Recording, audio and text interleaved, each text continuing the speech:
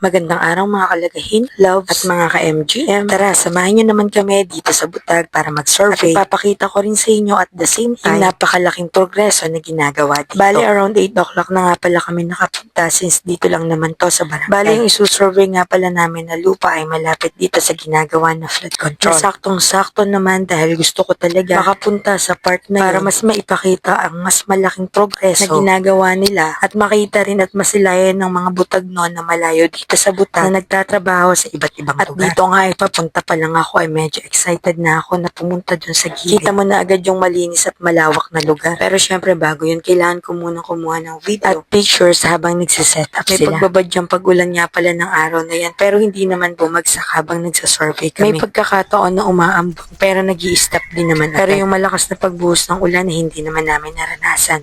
Good morning mga kalagahino love. So dito actually nagso-survey kami ngayon dito, consolidation survey. Pero since nandito na ako, ipakita na rin natin sa Butag nun kung gaano nakalaki yung progreso ng ginagawa dito na flood control. Kung nakikita nyo po dun sa dulo, hindi na ako pupunta doon, hanggang doon na. Pero di ko sure kung hanggang saan sa dulo pa doon. So hanggang dito na, kung familiar kayo sa place na to. So from there, ikot-ikot hanggang doon, hanggang dun sa may ano na yan, sa may tulay. So ganyan nakalaki yung ano niya. Grabe na yung development. Mapapasana all ka na lang talaga. Napakalaking kaginawahan pala nito sa may mga bahay. At dahil malakas kayo sa akin, maglalakad tayo hanggang dun sa may malapit sa ano, sa may mga heavy equipments. Hanggang papunta sa baba. Hindi ko sure kung tubig ilog to or karugtong pa ito ng ano, dun sa may galing sa nanggagaling sa dagat. So ano lang siya, magkakarugtong lang yan feeling ko. Kasi kung ilog to, 'di ba dapat may mga bato, ganyan.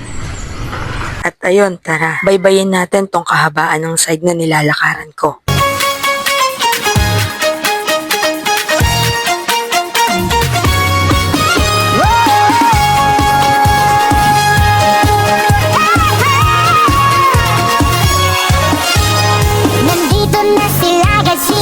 Sama ka sa biyahe, sa laot man o sa lupa, lagi kang may ngiti. Kahit anong hamon kaya, basta sama-sama. Sa bawat kwento tawa, siguradong masaya. Kahit saan mapunta, may bagong matututunan. Hanggang dito na lang pala ako guys, kasi medyo nahihiya na ako na makarating hanggang dun sa dulo. Pero kung nakikita nyo po, yun na yung tulay na dati hindi naman ganito. Sobrang laki talaga ng ano niya, ng pinagbago. So napaka convenient na para sa mga may bahay na nandito sa side dito or may magpapatayo pa lang. Kasi meron na silang magandang daanan at the same time is sobrang malawak. Tingnan nyo guys yung sobrang pagbabago from there sa tulay. Papunta dito, papunta doon, hanggang doon sa dulo pa doon.